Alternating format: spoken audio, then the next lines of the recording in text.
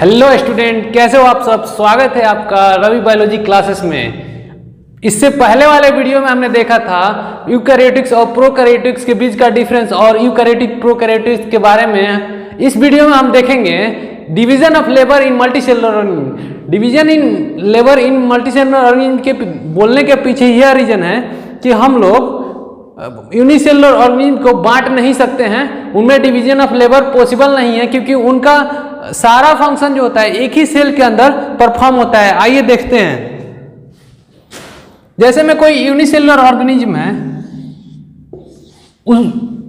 हम लोग जानते हैं कि यूनिसेलुलर ऑर्गेनिज्म केवल एक सेल से बना होता है, तो डिवीजन ऑफ लेबर इनमें पॉसिबल नहीं है। Division of labour of cell कहने का मतलब है कि सेल का वो फंक्शन बांट दिए हम लोग कि ये सेल मतलब सारे ऑर्गन में फंक्शन को हम लोग बांट दिए सेल का।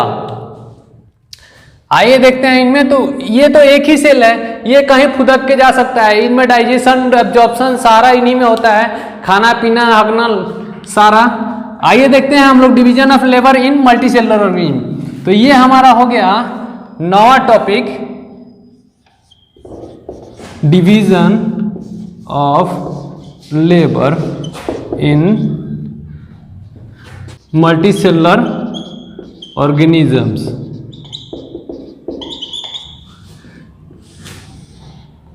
मल्टीसेलुलर के केस में बहुत सारे सेल से मिलकर बने होते हैं एक ऑर्गेनिज्म। तो मल्टीसेलुलर के केस में सेल पहले बनते हैं, सेल होते हैं, सेल से बनते हैं टिश्यू, टिश्यू मिलके बनते हैं ऑर्गन। बहुत सारा ऑर्गन मिलता है तो ऑर्गन सिस्टम बनता है।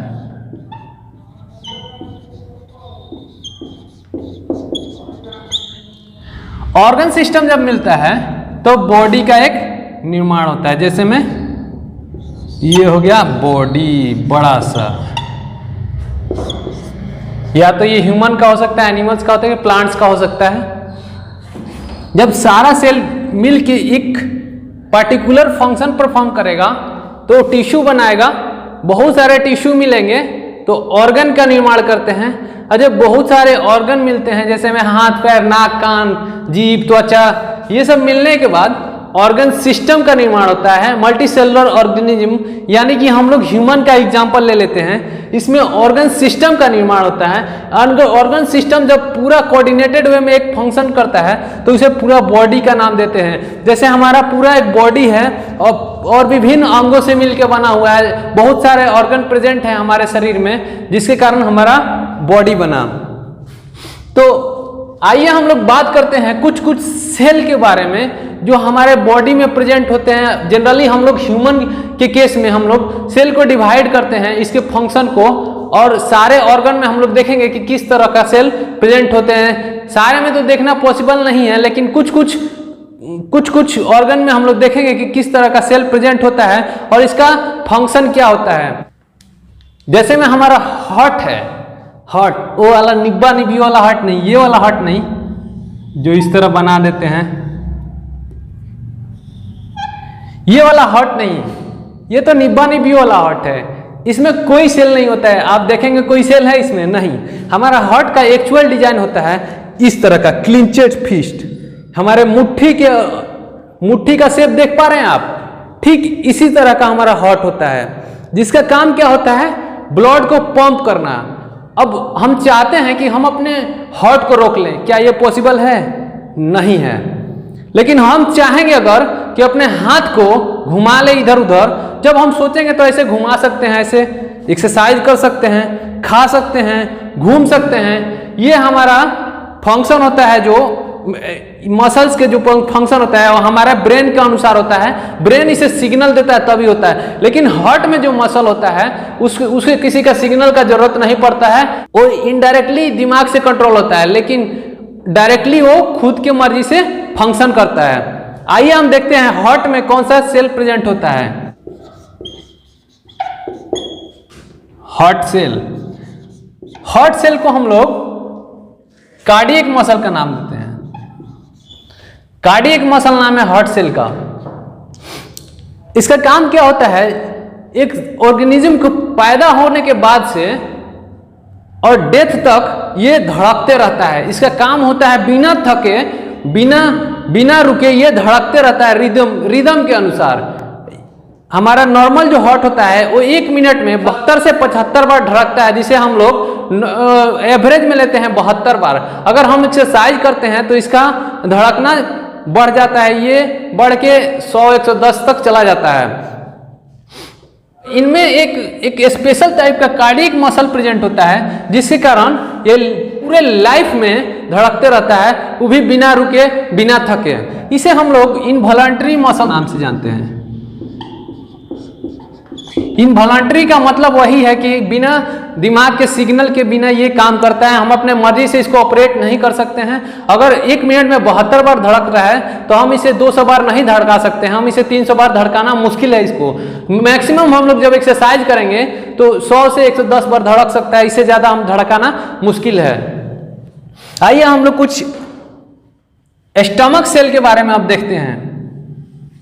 हमारे डाइजेस्टिव सिस्टम में जो सेल प्रेजेंट है उनके बारे में देख लेते हैं और उनका फंक्शन देखते हैं। Cells of digestive system. Digestive system का काम क्या है?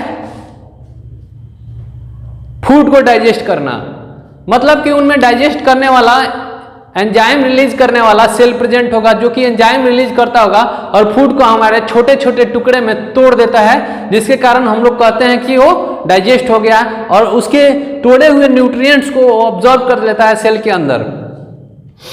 अगर मान लीजिए अगर हार्ट का जो मसल है वो अगर हम पेट में लगा दें तो क्या होगा?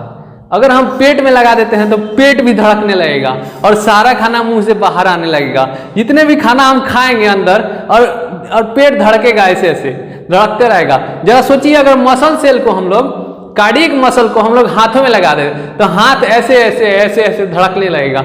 इसका मतलब है कि नेचर जो है जो हम लोग को बनाया है वो बहुत सोच समझ के शातिर दिमागों से सेल का फंक्शन बनाया ताकि वो पार्टिकुलर जगह पे पार्टिकुलर फंक्शन करते रहें। इनका काम होता है, पहला जो डाइजेस्टिव सिस्टम में जो सेल प्रेजेंट होता है वो म्यूकस सेल। इसका काम क्या होता है? ये फूड जब हम लोग खाते हैं तो उसे लुब्रिकेट करता है। लुब्रिकेट करने के बाद वो उसे लुब्रिकेट इसलिए करना पड़ता है फूड को ताकि वो हमारा जो डाइजेस्टिव सिस्टम है वो पाइप के थ्रू पाइप जैसा बना होता है।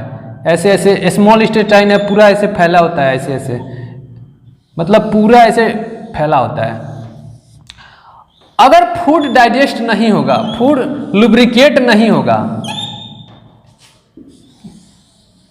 पूरा ऐसे इंटेस्टाइन फैला होता है, इसमें फूड ट्रैवल करता है, ऐसे इसके अंदर फूड ट्रैवल करेगा।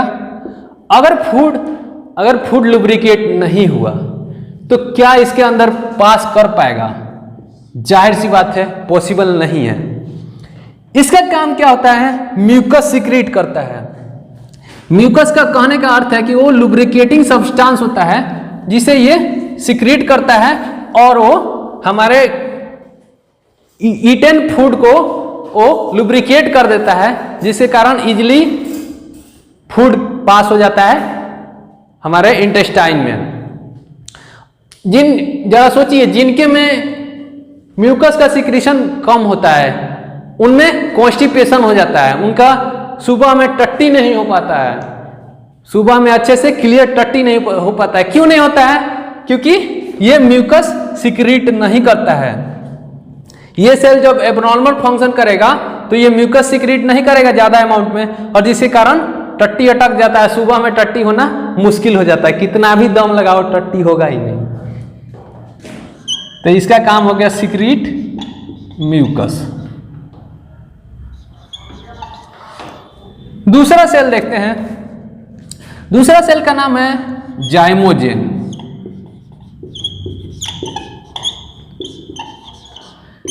जाइमोजेन सेल, इसका काम क्या है? इसका बहुत ही अहम रोल है हमारे शरीर में। आइए देखते हैं इसका काम क्या है। इसका काम होता है पेप्सिनोजेन। पेप्सिनोजेन का सिक्रीट करता है। पेप्सिनोजेन को हम लोग प्रो एंजाइम के नाम से जानते हैं, जो कि प्रोटीन तोड़ने का काम करता है। प्रो एंजाइम कहने का अर्थ है कि ये सोया अवस्था में होता है। ये जो पेप्सिनोजेन सिक्रीट करेगा जाइमोजेन सेल हमारे पेट में, तो ये सोया हुआ अवस्था में होता है पेप्सिनोजेन। अगर किसी भी एंजाइम में एन लग गया लास्ट में, तो वो प्रो एंजाइम है, वो सोया अवस्था में है, वो कोई काम नहीं कर सकता है। जैसे में हम लोग सुबह सुबह सोए होते हैं, कोई काम नहीं रहता है, और बाय चांस हमको काम आ गया, मम्मी को काम आया कि हाँ जा बेटा चावल लेके आ, चावल नहीं है सुबह बनाने के लिए, तो क्या करती है मम्मी आप सोए रहेंगे, आपको जगाएगी 10 बार, आप नहीं जगते हैं, तो क्या करेगी, 2 बाल्टी पानी लाएगी और ले पानी आपके शरीर पे, तो उसके बाद आप ऐसे करके उठते हैं। तो ये अभी सोया हुआ है, इसको उठाने का काम करेगा एक सेल। आइए देखते हैं कौन सेल है, उसका नाम है ऑक्जेंटिक सेल।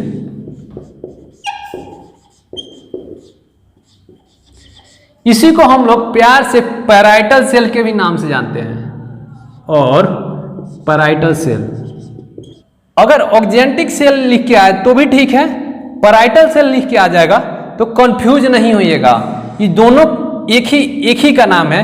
जो HCl रिलीज करता है हमारे स्टमक में, उसी सेल का नाम है या तो ऑक्जेंटिक होगा या पैराइटल सेल। जैसे किसी बच्चा का 2 नाम होता है, एक कोई गोलू बुलाता है, एक कोई शशि बुलाता है उसको, ठीक उसी तरह इसका भी 2 नाम है। इसका काम क्या होता है, HCl का सिक्रीट करता है, HCl। हाँ, केमिस्ट्री वाला ही HCl, हाइड्रोक्लोरिक एसिड। ये बहुत ही कंसंट्रेटेड रहता है। अगर ये नॉर्मल बॉडी पे पड़ जाएगा, हमारे शरीर पे पड़ जाएगा, तो पूरा बॉडी का चमड़ा जला देगा, पूरा एकदम हड्डी तक गला देगा। इसमें इतना कैपेसिटी होता है। सोचिए ये 2 लीटर हमारे पेट में रोज सिक्रीट होता है। ये क्या करता है कि ये पेप्सिनोजेन को थपड़िया के इसको सोया रहता है, इसको थप्पड़ मार के उठाता है। देखिए ये एक्ट करेगा ये सोया हुआ पेप्सिनोजेन पे।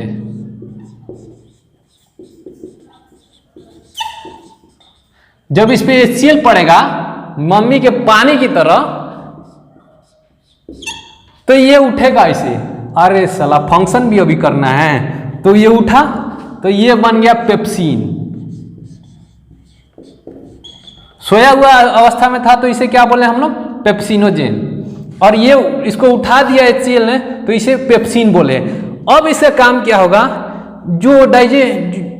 जो प्रोटीनियस सब्सटेंस हमारे पेट में आया हुआ है, जैसे में चिकन खाए हम लोग रात को, मजेदार चिकन बना था एकदम, लेग पीस दबा के खाए, तो आया हुआ है तो पेट में। अब उसको पचाएगा कौन, तो वो तो मेनली चिकन जो होता है उसमें प्रोटीन होता है, और इसका काम क्या होता है पेप्सिन का, प्रोटीन को डाइजेस्ट करना। डाइजेस्ट का मतलब होता है छोटे छोटे मॉलिक्यूल्स में तोड़ देना।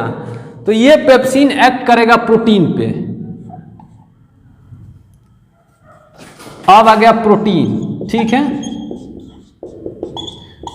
प्रोटीन। अब पेप्सिन इस पे पड़ा, अब ये बोलेगा अब तो प्रोटीन नहीं है, अब इसको तोड़ देगा। अब ये कन्वर्ट कर देगा एमिनो एसिड से, एमिनो एसिड में। एमिनो एसिड का बारे में हम लोग चर्चा किए थे। एमिनो एसिड जो होता है प्रोटीन का एक इकाई होता है। जैसे में कार्बोहाइड्रेट का स्मॉलेस्ट इकाई जो होता है, स्मॉलेस्ट यूनिट जो होता है वो ग्लूकोज होता है, ठीक उसी तरह प्रोटीन का स्मॉलेस्ट यूनिट एमिनो एसिड होता है। जिस प्रकार एक एमिनो एसिड कनेक्ट हो गया, दूसरा कनेक्ट हो गया, तीसरा कनेक्ट हो गया, चौथा कनेक्ट हो गया, पांचवा कनेक्ट हो गया, छठा कनेक्ट हो गया, तो ये बन गया पूरा एक प्रोटीन मॉलिक्यूल। ठीक उसी तरह जैसे सेल मिलके बनाते हैं टिश्यू, टिश्यू से ऑर्गन, ऑर्गन से ऑर्गन सिस्टम से पूरा बॉडी, ठीक उसी तरह ये प्रोटीन जो होता है पेप्सिन के मदद से एमिनो एसिड में कन्वर्ट हो जाता है, और ये एमिनो एसिड पूरा सेल के द्वारा एब्जॉर्ब किया जाता है, और एब्जॉर्ब करने के बाद फिर उससे वर्क कराया जाता है। HCl का एक और काम होता है, HCl का एक और काम होता है किलिंग ऑफ जर्म्स।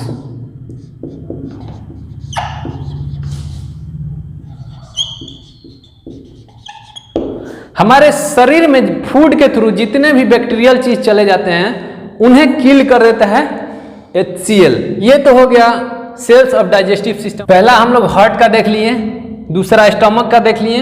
अब तीसरा देखते हैं स्केलेटल मसल्स।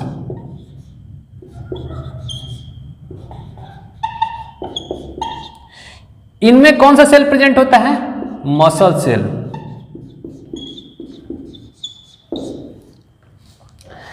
स्केलेटल मसल का बहुत ही अहम रोल है। जितने भी मूवमेंट होते हैं, जितने भी ऐसे बाइसेप्स, ट्राइसेप्स, पूरा सिक्स पैक, जितने भी होते हैं मसल्स हमारे शरीर में, वो कौन से मसल्स होते हैं? स्केलेटल मसल, और जो कि मेनली मूवमेंट में हेल्प करते हैं। बहुत तरह के मसल होते हैं, 2-3 तरह के होते हैं, आपको पढ़ने मिलेंगे जब आप 11th क्लास में जाएंगे। तो इसमें केवल आप जान लीजिए स्केलेटल मसल के बारे में। स्केलेटल मसल हमारे पूरे बॉडी में प्रेजेंट होता है, जिसका काम क्या होता है? मूवमेंट कराना। जितने भी हमारे शरीर में मूवमेंट हो रहे हैं, हम अपने इच्छा के अनुसार मूवमेंट कर रहे हैं, इच्छा के अनुसार फैट मार रहे हैं, इच्छा के अनुसार जंप कर रहे हैं, इच्छा के अनुसार बॉडी बना रहे हैं, अपने एक्सरसाइज कर रहे हैं, वो किसके अनुसार कर रहे हैं? वो कर रहे हैं हम स्केलेटल मसल के ही थ्रू। तो इसे हम लोग अपने इच्छा के अनुसार रेगुलेट करते हैं। तो इसे हम लोग क्या बोलते हैं? वॉलंटरी मसल इसलिए बोलते हैं कि क्योंकि इसे हम लोग अपने इच्छा के अनुसार कंट्रोल कर सकते हैं। जैसे में हमारा हाथ मूव कर रहा है, तो ये कर रहा है स्केलेटल मसल के ही द्वारा। इसका मेन काम होता है मूवमेंट्स ऑफ ऑर्गन्स। इसका केवल इतना ही काम होता है, मूवमेंट ऑफ ऑर्गन। और भी तरह के हमारे बॉडी में सेल होते हैं, जैसे में ब्लड सेल,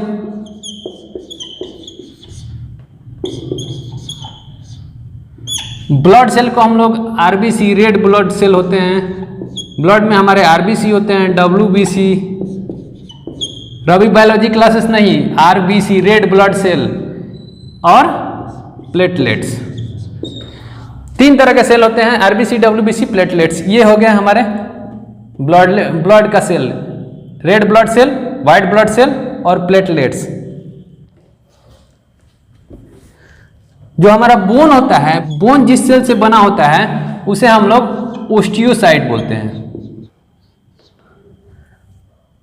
ओस्टियो का मतलब होता है बोन। ओस्टियो का क्या मतलब होता है? बोन। और साइट का मतलब होता है, साइट जहां भी शब्द है उसका मतलब आप डायरेक्ट समझिएगा, सेल, ओस्टियोसाइट सेल, या फिर हम लोग ओस्टियोसाइट केवल बोल सकते हैं क्योंकि साइट ऑलरेडी लगा हुआ है, तो इसे हम लोग बोन सेल के नाम से जाना जाता है। सारा बोन जो होता है ओस्टियोसाइट सेल से बना होता है। नर्व सेल,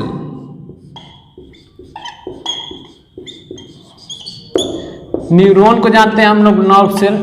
न्यूरॉन का स्ट्रक्चर हम लोग आगे देखेंगे जब हम लोग शेप ऑफ सेल देखेंगे। तो क्या यहाँ पे केवल जान लीजिए हमारे जितने भी नर्व हैं वो न्यूरॉन सेल से बने होते हैं, जिनका काम क्या होता है? सिग्नल को ब्रेन तक पहुंचाना और ब्रेन से सिग्नल लेकर ऑर्गन तक आना। इनका यही मेनली काम होता है। ये तो हो गया हमारा मल्टी सेलुलर ऑर्गेनिज्म में division of labour.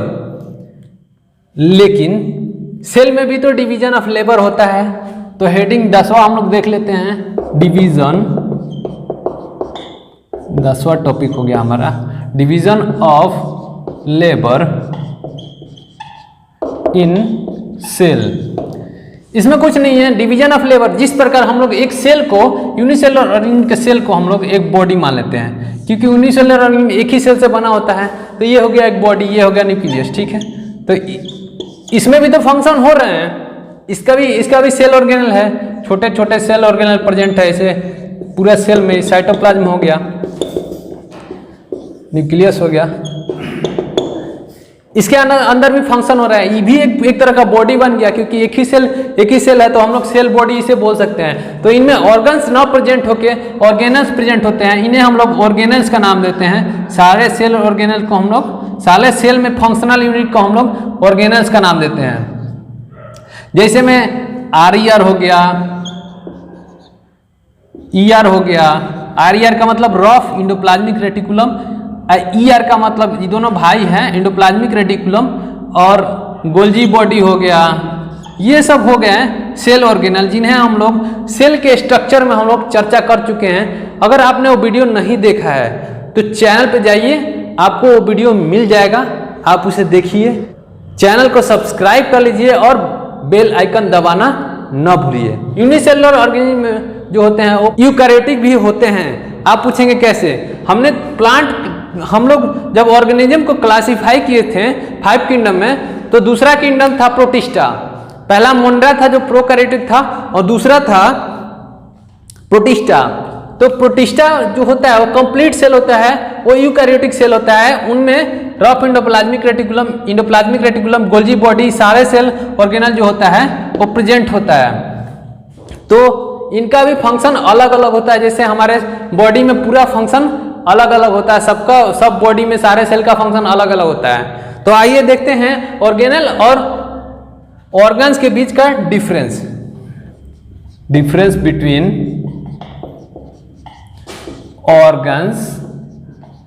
Organ and organelle.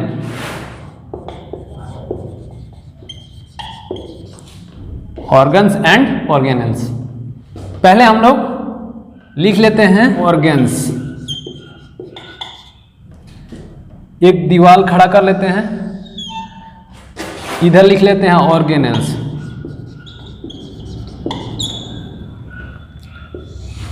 पहला डिफरेंस होगा these are larger in size. इनमें हो जाएगा they are smaller in size. Size का है तो ये माक्रोस्कोपिक हो सकते हैं। माइक्रोस्कोपिक कहने का अर्थ है, माक्रो मतलब होता है बिग, स्कोपिक मतलब शेप। इनका बड़ा शेप हो सकता है, इनका माइक्रोस्कोपिक होता है जनरली। दूसरा डिफरेंस हो जाएगा दे आर इंटरनल और external in body.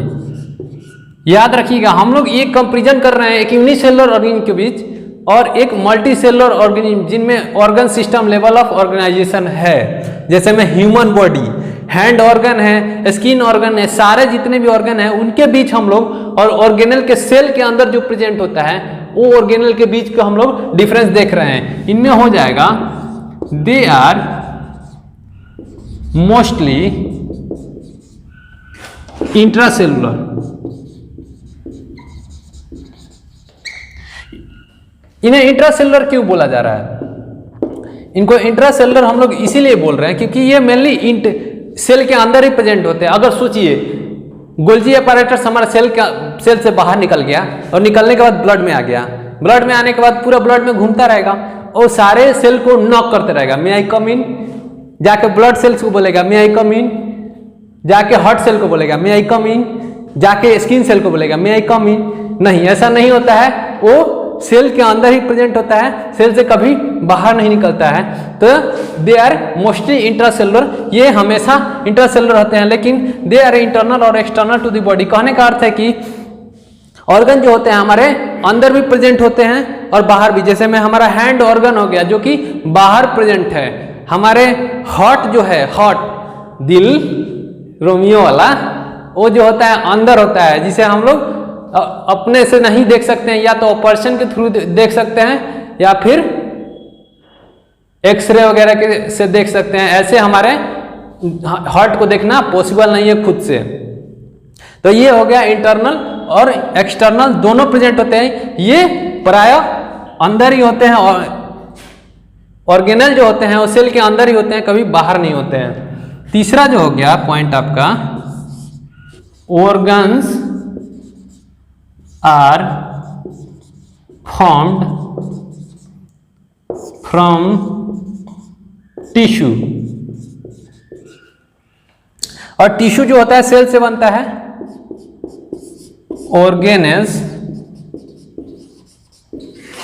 Are formed from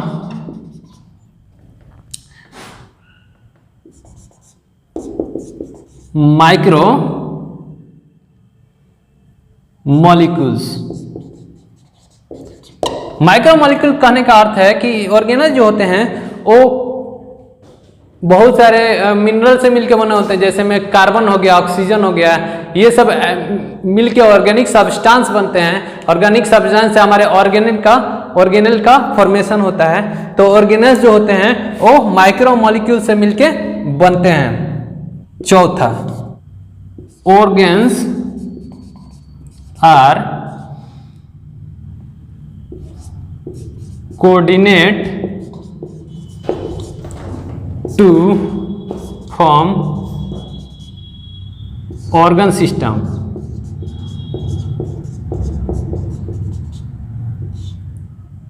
and hence body formed। Organs coordinate होते हैं, एक दूसरे से जुड़ते हैं, ऑर्गन सिस्टम बनाते हैं और ऑर्गन सिस्टम मिला के बॉडी बनाते हैं। Organelles constitute to form cell। Organelle मिलके सेल बनाते हैं। तो ये था difference between organs and organelles in cell and human body. तो इस वीडियो में इतना ही, मिलते हैं अगले वीडियो में, तब तक के लिए बाय। अगर आपने मेरे चैनल को सब्सक्राइब नहीं किया है अभी तक तो सब्सक्राइब कीजिए और वीडियो को लाइक कीजिए, ज़्यादा से ज़्यादा अपने दोस्तों में शेयर कीजिए ताकि हमारा मनोबल बढ़े। आपको पढ़ाने में आपको भी मज़ा आएगा पढ़ने में और हमें भी बायोलॉजी पढ़ाने में मज़ा आएगा। तो इस वीडियो में सिर्फ इतना ही, मिलते हैं अगले वीडियो में। Thank you.